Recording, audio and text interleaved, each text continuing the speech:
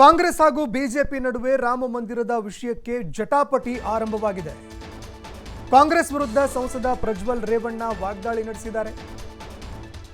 ಲೋಕಸಭೆ ಚುನಾವಣೆಯಲ್ಲಿ ಗೊತ್ತಾಗಲಿದೆ ಎಲ್ಲವೂ ಅಂತ ಟಾಂಟ್ ಕೊಟ್ಟಿದ್ದಾರೆ. ಇನ್ನು ರಾಮ ಮಂದಿರ ಉದ್ಘಾಟನೆಗೆ ಎಲ್ಲ ಎಂಪಿಗಳಿಗೂ ಕೂಡ ಆಹ್ವಾನವಿದೆ. ರಾಮ ಮಂದಿರ ನಮ್ಮ ದೇಶದ ಜನರಿಗೆ ಭಾವನಾತ್ಮಕ ವಿಷಯ. ಇನ್ನು ಕಾರ್ಯಕ್ರಮಕ್ಕೆ ನಮಗೆ ಆಹ್ವಾನವಿದೆ, ನಾನು ಕೂಡ ಹೋಗ್ತೀನಿ. ಹಾಸನದಲ್ಲಿ ಸಂಸದ ಪ್ರಜ್ವಲ್ ರೇವಣ್ಣ ಹೇಳಿಕೆ ಕೊಟ್ಟಿದ್ದಾರೆ. ಸರ್ ನೋಡಿ ಸರ್, ಎಲ್ಲ ಎಂ ಪಿಗಳಿಗೂ ಆಹ್ವಾನ ಕೊಟ್ಟಿದ್ದಾರೆ. ಆಮೇಲೆ ನಮ್ಮ ವಿಶೇಷವಾಗಿ ದೇವೇಗೌಡರು ಸಾಹೇಬರಿಗೆ ಖುದ್ದಾಗಿ ಆಹ್ವಾನ ಮಾಡಿದ್ದಾರೆ. ಪ್ರಧಾನಮಂತ್ರಿಯವರು ಕೂಡ ಖುದ್ದಾಗಿ ಆಹ್ವಾನ ಮಾಡಿದ್ದಾರೆ.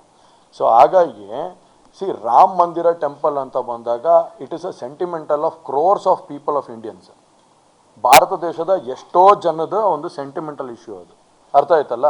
ಸೊ ಹಾಗಾಗಿ ಅದರಲ್ಲಿ ನಾನು ರಾಜಕಾರಣ ಮಾಡ್ತೀನಿ ಅನ್ನೋದಾದರೆ ಅದು ನನ್ನ ಪ್ರಕಾರ ಅದರಷ್ಟು ಮೂರ್ಖತನ ಇನ್ನೊಂದು ತೋರಿಸಲ್ಲ.